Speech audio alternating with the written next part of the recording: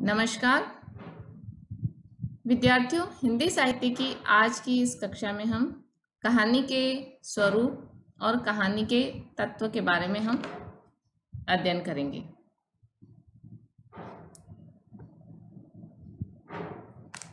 विद्यार्थियों, ये बात आपकी जानकारी में होगी, आप जानते होंगे कि साहित्य अनुभूति का आत्मज है, अर्थात अनुभूति से ही उसकी उत्पत्ति होती है। जब अनुभूति की प्रेरणा मनुष्य के मन और मस्तिष्क में सघन होने लग जाती है, तब उसके भीतर एक प्रकार की अकुलाहट उत्पन्न होती है और ये जो उसके भीतर की अकुलाहट है वह उसे अभिव्यक्ति की ओर प्रेरित करती है। जो गहरी अनुभूतियां हैं उनकी अभिव्यक्ति को रोकना संभव नहीं होता है। ये जरूर हो सकता है कि अभिव्यक्ति के लिए जो मार्ग अपनाए जाएं वह अलग अलग हो सकते हैं। कभी मनुष्य वाणी के द्वारा जब अपनी अनुभूति को अभिव्यक्त करता है, तब संगीत का या गायन विधा है उसका प्रादुर्भाव होता है।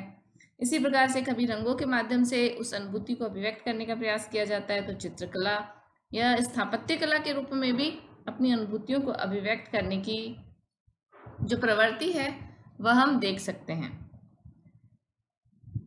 और जब यह अभिव्यक्ति, इन अनुभूतियों की अभिव्यक्ति शब्दों के माध्यम से होती है तो साहित्य की सृजना होती है। साहित्य की ये सर्जना है वह भी एक रूप में न होकर के अनेकानेक रूप में होती है। अनुभूति को अभिव्यक्त करने का माध्यम शब्दों के रूप में भी अलग अलग होता है। इसीलिए साहित्य की जो अनेक प्रकार की विधाएं हैं वह रूप ग्रहण करती हैं। अभिव्यक्ति का माध्यम जैसे जैसे बदलता है वैसे वैसे साहित्य के भी अनेक रूप हमारे सामने उभर कर सामने आते हैं। कहानी भी अभिव्यक्ति का एक ऐसा ही विशिष्ट, रोचक, आकर्षक, प्रभावी रूप है। अगर हम कहानी की विकास यात्रा की बात करें तो कहानी मनुष्य की जो कहानी कहने की प्रवृत्ति है, ये अत्यंत आदिम प्रवृत्ति है, प्राचीन प्रवृत्ति है और शायद उतनी ही प्राचीन है जितना कि मनुष्य और मानवता। और यही कारण है कि मनुष्य और उसके जीवन में, अर्थात मनुष्य और उसके जीवन में जब जब परिवर्तन होता है, उसके रहने के स्तर में, उसके सोच के स्तर में, उसके विचारों के स्तर में जब जब परिवर्तन होता है, तब तब कहानी का ढंग, उसकी जो वस्तु है, उसकी जो संवेदना है, उसमें भी परिवर्तन हम अनुभव कर सकते हैं। जीवन का समस्त आनंद, समस्त अंतर्द्वंद, संपूर्ण रस कहानी के विस्तृत क्षेत्र में आकर सिमट जाता है। एक छोटा सा लघु आकार की ये जो विधा है, ये जीवन के कई प्रकार के रंगों को अपने भीतर समेटे हुए हैं। आज कहानी पर्याप्त विकसित हो चुकी है और साहित्य के अंतर्गत ये स्वतंत्र अस्तित्व लेकर भी आ रही है। और यदि आज लोकप्रियता को साहित्य का प्रमुख आधार माना जाए तो कहानी लोकप्रियता की दृष्टि से साहित्य की सर्वोत्तम विधा कही जा सकती है। कहानी सुनना, कहानी पढ़ना एक प्रकार से अत्यंत लोकप्रिय हमारे समाज में है। और यदि हम इसकी विकास यात्रा की बात करें तो भारत का जो प्राचीन कथा साहित्य है, जिसे कहानी, गल्प, लघु कथा, आख्याका आदि के रूप में जाना जाता है, तो वहाँ से और पाश्चात्य कथा साहित्य, जहाँ शॉर्ट स्टोरी के रूप में कथा का प्रादुर्भाव हुआ, और इसके साथ साथ लोक कथा साहित्य के मिश्रित प्रभाव को हम कहानी की विकास यात्रा में सम्मिलित रूप से देख सकते हैं।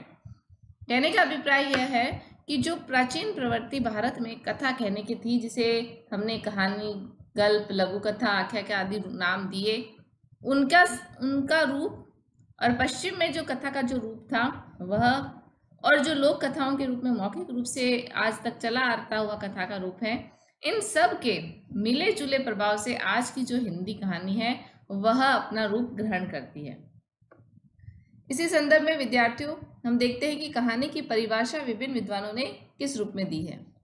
प्रेमचंद को लेते हैं हम सबसे पहले। प्रेमचंद ने कहा है कि सबसे उत्तम कहानी वह होती है जिसका आधार किसी मनोवैज्ञानिक सत्य पर हो। यहाँ वह कहानी की परिभाषा की अपेक्षा एक श्रेष्ठ कहानी का जो मूल तत्व है वो उसकी तरफ संकेत दे रहे हैं, और जहाँ वह मनोवैज्ञानिक सत्यता की बात स्वीकार कर रहे हैं। ऐसा उसका कथ्य ऐसा होना चाहिए जो मानसिक रूप से, मनोवैज्ञानिक रूप से स्वीकार करने में, उसकी सत्यता को स्वीकार करने में किसी प्रकार का परहेज न हो। इसी प्रकार से एडगर एलन पो कहते हैं, कहानी को ऐसी रचना मानते हैं जिसमें एक केंद्रीय वस्तु हो जो एक बैठक में पढ़ी जा सके, जो मौलिक हो, जो उत्तेजित या प्रभावित करने में सक्षम हो, जिसमें प्रभावान्विति की विशेषता हो। तो एडगर एलन पो उसके लघु आकार की बात करते हैं, एक केंद्रीय तत्व की या कथ्य की बात करते हैं, वह उसकी प्रभावान्विति को यानी पाठकों पर उसका प्रभाव किस रूप में पड़ रहा है, इस विशेषता को भी वह स्वीकार करते हैं। नामवर सिंह कहते हैं कि कहानी छोटी मुंह बड़ी बात कहती है, यानी वह लघु जीवन खंड के माध्यम से एक संपूर्ण जीवन बोध, संपूर्ण सत्य को प्रकाशित करती है। ये जीवन की एक छोटी सी घटना का संकेत करती है, इंगित करती है, वर्णित करती है, लेकिन उसके माध्यम से जो सत्य प्रकाशित किया जा रहा है वह सत्य संपूर्ण जीवन से संबंधित होता है। गोविंद त्रिगुणायत कहानी के प्रमुख तत्वों को लेकर या उसकी वैधानिकता को लेकर जो बात कहते हैं, उसके अनुसार मेरी दृष्टि में कहानी आधुनिक साहित्य की वह लघ्वाकार विधा है। लघ्वाकार अर्थात छोटी विधा है, लघु आकार की विधा है, जिसमें कलाकार जीवन या जगत की किसी एक घटना, वस्तु, व्यक्ति, परिस्थिति या विचार को लेकर निश्चित कला विधि का अनुसरण करता हुआ ऐसी संवेदना और प्रभावान्विति का संयोजन करता है जो पाठक को भाव विभोर व रसासिक्त करने में समर्थ होती है। गोविंद त्रिगुणायत जी ने यहाँ पर कहानी के आकार को भी ले लिया और कहानी के विषय वस्तु को भी उन्होंने संकेत दिया है, और इसके साथ साथ उसका उद्देश्य प्रभावान्विति के संबंध में और संवेदना के रूप में उसका उद्देश्य भी प्रकट किया है, और इसके साथ साथ उसका स्वरूप कैसा होना चाहिए, वह रोचक हो, वह रसासिक्त करने में समर्थ हो, ऐसा कहकर कहानी का जो वैधानिकता है, कहानी की जो रचना विधि है, उसकी तरफ भी गोविंद त्रिगुणायत संकेत कर रहे हैं।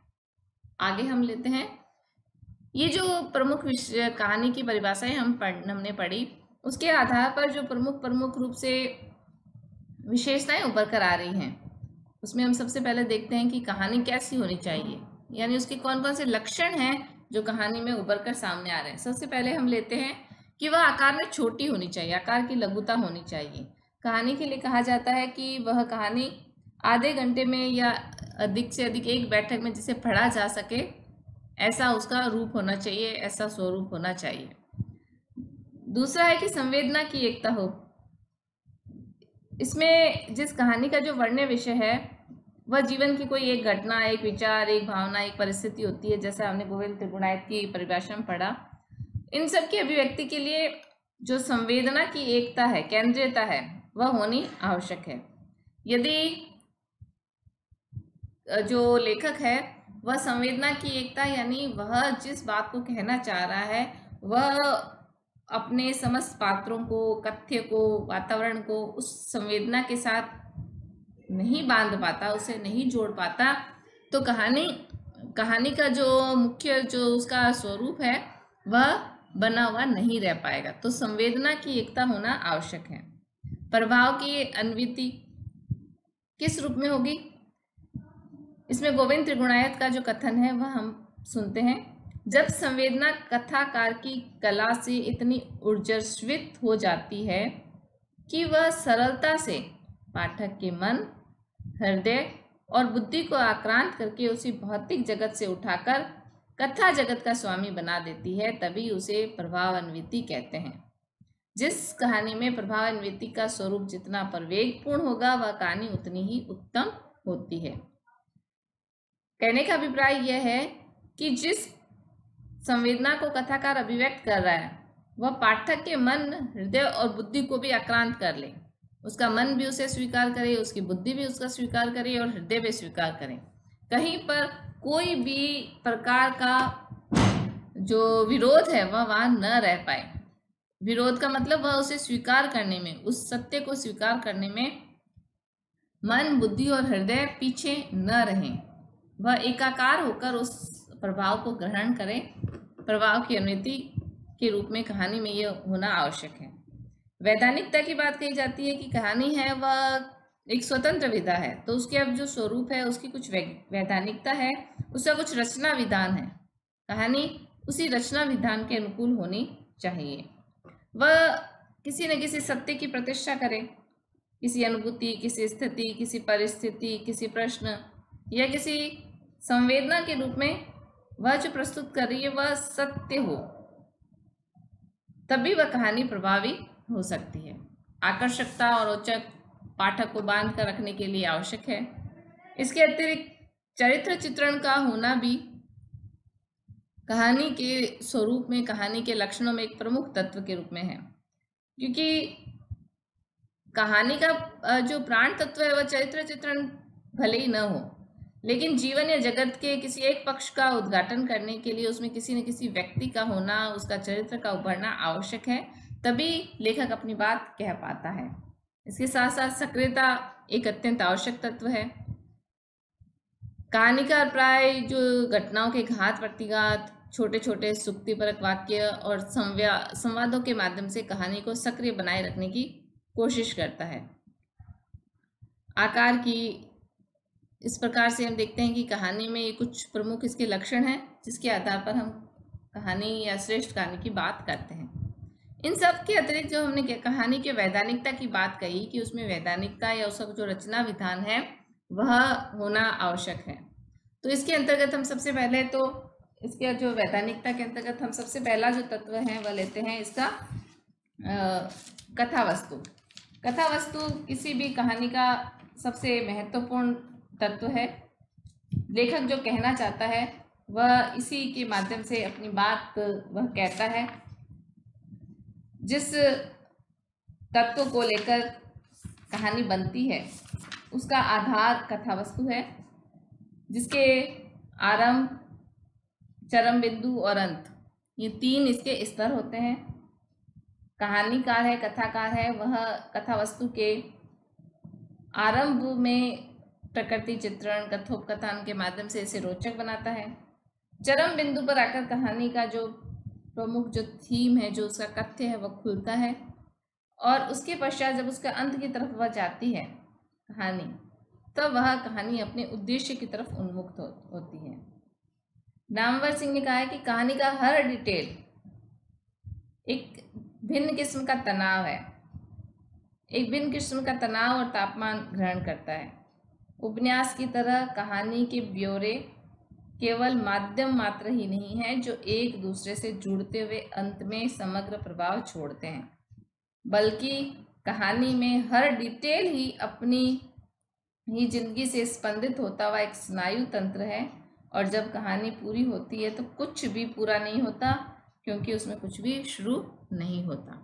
नामवर सिंह जी जो बात कहना चाहते हैं वह यह है कि जिस प्रकार से उपन्यास में तो जो डिटेल है वह अंत में जाकर सारी एक जुड़ के कहानी का, वो उपन्यास की जो कथा वस्तु है उसे पूरी करने में लग जाती है, लेकिन कहानी का जो डिटेल है वह अपने आप में एक स्नायु तंत्र है। वह उसकी कथा वस्तु को वहीं से, जहां वो उपस्थित है वहीं से कथा वस्तु को जोड़ता है। तो कथा वस्तु के संदर्भ में जो सबसे महत्वपूर्ण बात है कि कथा वस्तु रोचक, सरल और प्रेरित करने वाली होनी चाहिए। कथोपकथन दूसरा इसका कहानी का तत्व है। ये एक प्रभावपूर्ण घटक है कहानी का। कहानी की जो सजीवता है, कहानी का जो सक्रियता है, वह कथोपकथन पर निर्भर करती है। कहानी में जो वर्णनात्मकता है, जो एक रस्ता आ चुकी होती है, उसे तोड़ने का काम कथोपकथन करते हैं। कथोपकथन कथानक को गति प्रदान करते हैं, पात्रों का चरित्र चित्रण करते हैं, कहानी को स्वाभाविक बनाने का कार्य भी कथोपकथन करते हैं। ये कथोपकथन कहानी का एक महत्वपूर्ण तत्व है। चरित्र चित्रण, पात्रों में का जो कथावस्तु से जो घनिष्ठ संबंध है वह इस चरित्र चित्रण के माध्यम से ही उजागर होता है। लेकिन कहानी में ध्यान रख देने योग्य बात है कि इसके जो पात्र हों वह सजीव हों, वह लेखक के हाथ की कठपुतली नहीं होनी चाहिए। वह ऐसे पात्र हों जो अपने स्वयं के व्यक्तित्व से आगे बढ़ते हों, और संख्या सीमित होनी आवश्यक है क्योंकि यह कहानी एक लघु आकार विधा है। प्रेमचंद ने चरित्र चित्रण को महत्वपूर्ण योगदान माना है कहानी में, और उन्होंने कहा है कि घटनाओं का कोई स्वतंत्र महत्व नहीं होता, उनका महत्व केवल पात्रों के मनोभावों को व्यक्त करने की दृष्टि से ही है। तो प्रेमचंद यहाँ घटनाओं के स्थान या कथा वस्तु से भी अधिक महत्व चरित्र चित्रण को देते हैं, क्योंकि घटनाएं भी निर्मित किससे हो रही हैं? चरित्र से, पात्रों के मनोभावों को व्यक्त करने की दृष्टि से ही हो रही हैं। इसलिए वह पात्र अधिक महत्वपूर्ण है, उनका चरित्र चित्रण अधिक महत्वपूर्ण है। भाषा शैली की बात करें तो कहानी का जो प्रमुख तत्व है भाषा है, जिसके माध्यम से ही लेखक अपनी बात पाठकों तक प्रेषित करता है। लेकिन इसकी भाषा कैसी होनी चाहिए? कहानी की भाषा प्रवाहपूर्ण हो, वह कहीं कहीं बार बार ठहरे नहीं, रुके नहीं, कहीं उसमें कथा वस्तु का जो प्रवाह है उसमें कहीं रुकावट न आए। और ऐसी भाषा होनी चाहिए जो गागर में सागर भरे, यानी थोड़े शब्दों में बहुत कुछ कहने की सामर्थ्य उसमें हो, क्योंकि कहानी का जो आकार है वह इतना अवकाश नहीं देता कि फैला फैला कर विस्तृत रूप से अपनी बात लेखक कह सके। पांचवा इसका तत्व है वातावरण योजना। शास्त्रीय दृष्टि से यदि हम बात करें तो वातावरण के 3 पक्ष होते हैं। कौन सा वातावरण? जो कहानी में लेखक जिस समय की घटना को प्रस्तुत कर रहा है उस समय के वातावरण को, बाह्य वातावरण को भी और आंतरिक वातावरण को लेखक प्रस्तुत करता है। आंतरिक वातावरण पात्रों का जो आंतरिक रूप से जो उठापटक है वह चल रही है, जो अंदर का उसका विचारधारा है वह, और बाहरी रूप से तो प्रकृति, परिस्थितियां, घटनाएं, इन सब का वर्णन लेखक करता है। इस शास्त्रीय दृष्टि से वातावरण के 3 पक्ष हैं। जो हमारी पहला पक्ष है कि वह हमारे इंद्रियों को प्रभावित कर उद्दीपित करता है। इसमें हम जो लोकल वातावरण है, जो जहाँ की कहानी है उस समय का, उस स्थान का जो वातावरण है वह, जो हमारे सौंदर्य अनुभूति की वृत्ति को परितृप्त करता है। तो लेखक एक तो तत्कालीन वातावरण का वर्णन कर रहा है और उस तत्कालिक वातावरण के वर्णन के साथ साथ उस तात्कालिक वातावरण में भी सौंदर्य को उद्दीपित करने वाली जो वृत्ति है, जो प्रवृत्तियां हैं, उन्हें परितृप्त करने के लिए भी वातावरण में वह कुछ ऐसी चीजों की संयोजना करता है। तो वह सौंदर्य अनुभूति की वृत्ति को परितृप्त करने का वातावरण कहा जा सकता है। तीसरा है कि जो हमारे सच्ची सहानुभूति की वृत्ति को जागृत करता है, तो यह आंतरिक वातावरण से संबंधित है। कवि लेखक है वह पात्रों के आंतरिक वातावरण की सृष्टि इस रूप में करता है कि पाठक भी उसी वातावरण को अनुभव करता है, वही अनुभूति, सह अनुभूति वह करता है। तो इस प्रकार वातावरण के 3 पक्ष आते हैं। उद्देश्य की दृष्टि से यदि बात की जाए तो कहानी के इस तत्व में मिलेगी कि इसमें मनोरंजन के साथ साथ किसी उपदेश की या किसी यथार्थ की, किसी सत्य की प्रतिष्ठा या नैतिक मूल्य का प्रतिपादन लेखक करता है। ये कहानी का उद्देश्य कहा जा सकता है। विद्यार्थियों, कई बार कहानी और उपन्यास को एक मान लिया जाता है कि मतलब जो कहानी है वह उपन्यास का लघु रूप है। तो ऐसा मानकर जब हम ये कह देते हैं कि कहानी उपन्यास का लघु रूप है, तो ये दृष्टि इस रूप में गलत उभर कर आती है कि कहानी के रचना विधान में और उपन्यास के रचना विधान में बहुत अंतर होता है। कहानी को हम लघु उपन्यास नहीं कह सकते क्योंकि उसके स्ट्रक्चर में, उसकी बनावट में बहुत अधिक अंतर है। इसे हम एक उदाहरण के रूप में देख सकते हैं कि यदि कोई बंद कमरा है, उस बंद कमरे में से, खिड़की में से उपवन में गुलाब के पौधे को हम देख रहे हैं, हमें उतना ही दिखाई दे रहा है। उस बंद कमरे की उस खिड़की से सामने गुलाब का पौधा है, उतना दिखाई दे रहा है, तो वह गुलाब का पौधा कहानी है। और यदि हम दरवाजा खोल के बाहर जाते हैं और संपूर्ण उपन्यास और संपूर्ण उपवन को देख रहे हैं, तो संपूर्ण उपवन को देखना उपन्यास है। तो यहाँ हम ये नहीं कह सकते कि वह जो गुलाब का पौधा है वह संपूर्ण उपवन का एक छोटा रूप है, नहीं, वह संपूर्ण उपवन में होते हुए भी अपना स्वतंत्र अस्तित्व रहता है। गुलाब का पौधा अपना स्वतंत्र व्यक्तित्व रखता है। वह अपनी सुंदरता में किसी भी रूप में, अपनी पूर्णता में किसी भी रूप में उस उपवन से कम नहीं है। उसको अपनी पूर्णता के लिए उपवन की आवश्यकता नहीं है। तो कहानी भी इसी रूप में उपन्यास का लघु रूप नहीं है, बल्कि वह उस गुलाब के पौधे की तरह स्वतंत्र अस्तित्व रखता है। अगर हम इसके बनावट की दृष्टि से उपन्यास और कहानी में अंतर देखें तो उपन्यास में जीवन की सच्चाई और संवेदना का एक विजन में समाहार होता है, एक दृष्टिकोण के रूप में उसे समाहित किया जाता है। और जबकि कहानी में जो सच्चाई है, वह संवेदना है, वह एक बिंदु पर केंद्रित होती है। एक पॉइंट होता है जहां पर लेखक उस सत्य को इंगित करता है, संवेदित करता है। और उपन्यास में, पूरे उपन्यास में वह जो दृष्टि लेकर चल रहा है लेखक, उस दृष्टि को वह कई स्टेप पर, कई जगहों पर, कई घटनाओं के माध्यम से अभिव्यक्त करता है। और उपन्यास में यदि हम देखें तो यथार्थ का व्यापक संदर्भ होता है, किस प्रकार से? कि जिस यथार्थ को लेखक अभिव्यक्त कर रहा है, उपन्यासकार अभिव्यक्त कर रहा है, उसे अभिव्यक्त करने के लिए उसे बहुत सारे पात्र होते हैं उसके पास। जिस सत्य को प्रतिष्ठित करना चाहता है, उसके पक्ष और विपक्ष में अनेक प्रकार के पात्र, घटनाएं, संयोजनाएं, लघु पात्र, इनका उपयोग करके व्यापक रूप से वह यथार्थ का प्रस्तुत करता है। और कहानी में यथार्थ को सीमित संदर्भ में अभिव्यक्त करने का अवसर होता है। कहानी में पात्रों की संख्या सीमित होती है और उपन्यास में पात्र बहुलता से बहुत सारे होते हैं। विषय का वैविध्य लक्ष्य होता है और कहानी में विषय का एकत्व प्रतिपाद्य होता है। विषय का वैविध्य कि लेखक, उपन्यासकार जब बात कहता है तो वह विषय को अनेक पक्षों से, विषय वह एक उठाता है, लेकिन उस विषय को अनेक फलक से, बहुत सारे क्षेत्रों से, बहुत सारे उसके विजन होते हैं, उनके आधार पर वह उस विजन को अनेक विषयों की विविधता से उठाकर अभिव्यक्त करता है। और जबकि कहानी में विषय का एकत्व, क्योंकि इतना फैलाव करने का उसके पास समय होता भी नहीं है और उसका लक्ष्य होता है विषय को एक रूप में, जिस लक्ष्य को लेकर उसने अभिव्यक्ति दी है वह उसी को इंगित करता है।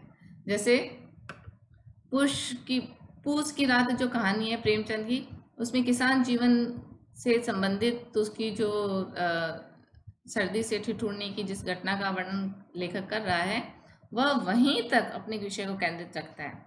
और गोदान में हम देखेंगे कि गोदान में किसान जीवन को अभिव्यक्त करने के लिए विषय को कितना वैविध्यपूर्ण तरीके से लेखक, उपन्यासकार फैलाता है। वह शहरी जीवन का वर्णन भी कर रहा है, ग्रामीण जीवन का वर्णन भी कर रहा है, होरी के रूप में एक भोले वाले किसान का वर्णन कर रहा है, उसकी गाय रखने की अभिलाषा का वर्णन कर रहा है, होरी की पत्नी के रूप में वह एक दबंग ग्रामीण महिला का वर्णन कर रहा है, लेकिन भीतर कोमल नारी का वर्णन वह कर रहा है। तो इस प्रकार से उपन्यासकार विषय को वैविध्य की दृष्टि से देखता है और जो कहानीकार है वह विषय को एकत्व की दृष्टि से। तो विद्यार्थियों, आज हमने कहानी के स्वरूप, कहानी की विशेषताएं, उसके तत्व और कहानी विधा का उपन्यास विधा से जो अंतर है उसे संक्षेप में अध्ययन करने का प्रयास किया। आगे की कक्षा में हम कहानी की विकास यात्रा पर संक्षेप में दृष्टि डालेंगे। धन्यवाद।